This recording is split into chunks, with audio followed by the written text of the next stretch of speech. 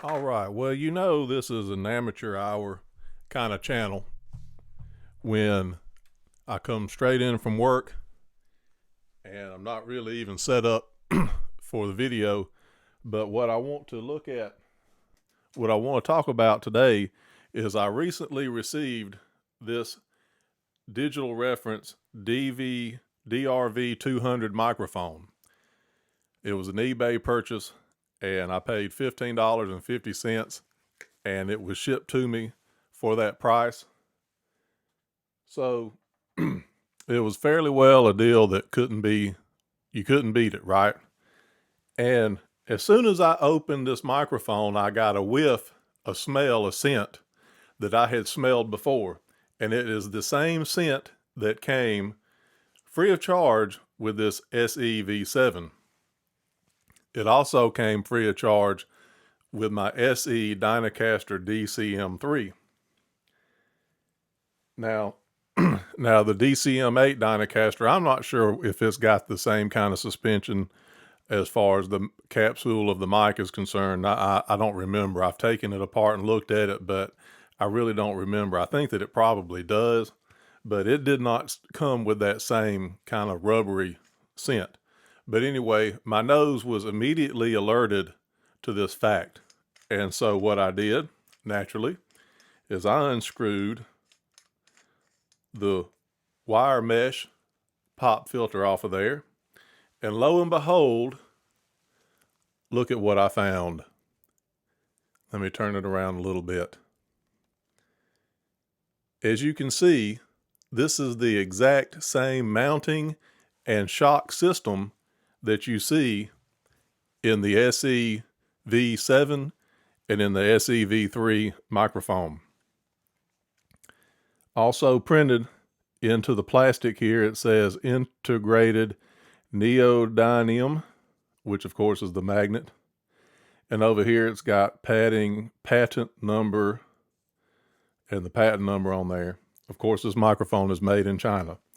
Now, just to show you what I mean by the same mounting system, here is the SE V7. As you can see, it's got the same little rubbery place here. It's got this wiggly, this thing sits in here and it wiggles and can be jostled around. Now on here of SE has put their own kind of sticker on here. It says SE DMC7, aluminum voice coil, patented design, neodymium magnet. That's the same thing, neodymium magnet. That's the same scent. That is exactly the same scent. And I think it's the rubber. I read somewhere where it may be treated for antimicrobial kind of things, but I really just think that's the rubber suspension on these microphones. It's also, as I said, in the DCM3 version of the Dynacaster. It's got that same shock mount system in there. And on that Dynacaster, it might actually be like this and just be the plastic part. I don't remember. I'd have to open it up and look at it. But anyway, I wanted to go ahead and throw this video together because by the week's end, the studio, this basic studio that I have, will be packed up as we are moving. Now, before we go any further, let me state this fact right here. I am not claiming that this digital reference DRV 200 is the same as a SE V7. This cost you about $70. This cost you about $100. It is similar in pattern to, although it does seem to have a hypercardioid pattern, and it does have this pattern printed on the side there, or supercardioid. But nevertheless, I'm not claiming that this is an SE V7 microphone. I'm not claiming that it's rebranded SE anything. I don't know how they do it. I don't know how they make it. I don't know who SE has make them, if they make them themselves. I'm not sure about any of that. All I know is that this thing is super, super similar and sounds really, really close to this SE V7. obviously they wouldn't make it exactly the same. So what we're going to do, just in a matter of testing this out, I'm going to plug both of the microphones into the mixer, and I'm going to set the settings the same in two different channels, and we're just going to go back and forth like this. And as unscientific as that is, that's the way we're going to do it. And watch me, I'm talking into it like it's plugged in. We're not there yet. But anyway, that is the setup, and that is what we're going to do now. Okay, so you're hearing me now through the DRV 200 microphone, and also I have set up in another channel the SEV7. And as you can hear, there is some handling noise. It's very similar to this type that you would get off of this. The sound that I'm hearing in the headphones is very similar. It may have just a little more high end on it. It may just have just a little more high end, as we'll see in a moment. But nonetheless, this is a really groovy mic, and I really dig it. And of course, I'm late to the party on all this stuff. I just started getting into this. I think I've got 2 subscribers on my channel, but I'm just making this stuff and I'm just putting it together and go with what I think. And I'm going to put it out there. And if you guys like it, I appreciate it, but anyway, that is where we stand on this microphone here. Now, let me swap over to the SEV7. Okay, here we are on the SEV7. Again, similar profile in the sound. Now, I have not boosted or backed off of any equalization on this microphone, on this channel. Everything is straight up and down, or straight up. And I've got the gain set very similar on both channels. Excuse me there. Had to hit that cough button. It's still pollen season in the South.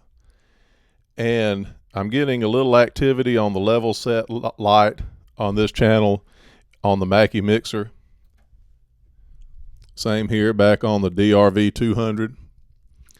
And maybe we'll just go back and forth a little bit. As I said, this monitoring just what I'm hearing in my headphones, this sounds a little more pronounced in the high end. And this sounds like it's a little more subdued in the high end, but it's got plenty of body. Both of them seem very similar all the way from, where they claim they start around 50,000 hertz. And of course, that's rolled off up to 100 hertz. And then they have a very similar profile along that EQ on the spec sheet.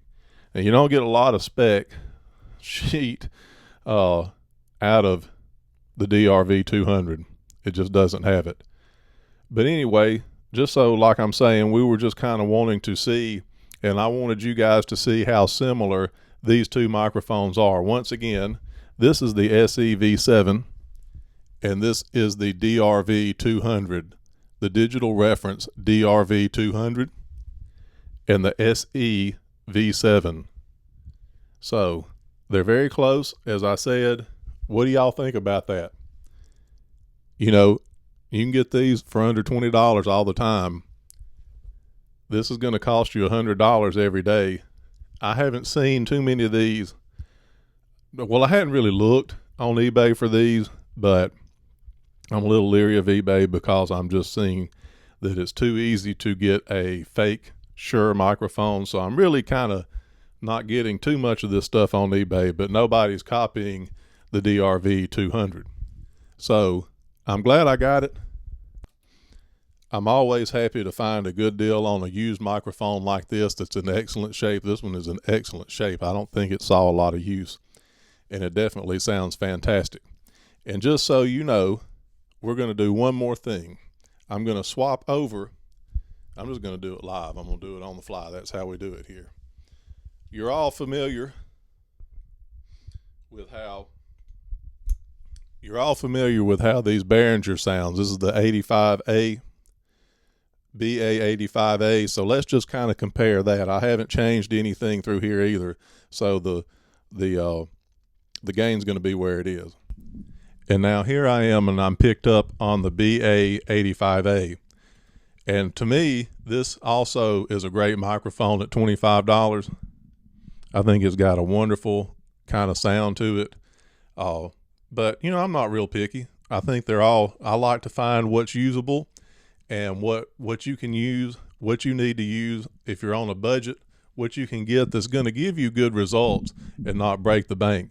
Nothing that I have so far has broken the bank. The most expensive mic that I have is the SE Dynacaster DCM8. But anyway, I'm just going to go ahead and close this video out so you've got a comparison. By the way, I opened up on the MXL 990 and we went to the DRV 200, the SE V7, and just closing out with the Behringer BA 85A. Thanks for taking a look at this video.